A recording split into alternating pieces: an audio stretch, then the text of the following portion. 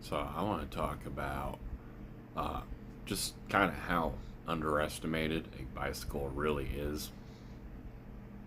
And, this is not some kind of like, oh, you know, the environment, blah, blah, blah, blah, blah, because,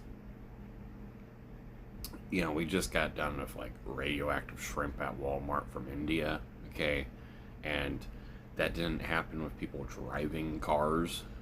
So there's a lot of things that are a lot more destructive in the environment than cars right now. But that being said, bicycles are underestimated because they kind of do actually have an advantage over cars in a lot of aspects.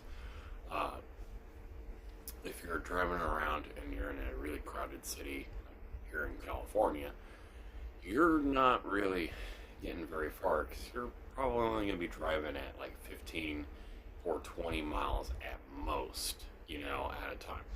Now, Usain Bolt, his top running speed, and we know this is his peak because he's gone down to 27 miles per hour, which is still incredible. But his peak was 29 miles per hour. And for reference, a cat running at its top speed is 30 miles per hour. And they can only do it for a short burst of time, right? Well, you get somebody like me, I'm like 240 pounds. My top running speed's like 15 miles per hour, and I can't do it very long.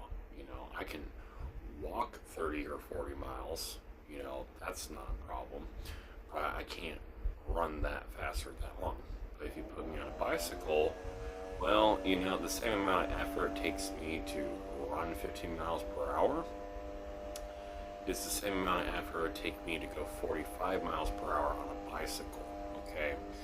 And here's the thing, is you pedal and you wind up and you get to that speed, you're on wheels. Once you get to that speed, you don't have to keep pedaling. You coast, and once you get to that speed, you might have to pedal a little bit just to, maintain the speed, but you're still not putting in the maximum amount of effort.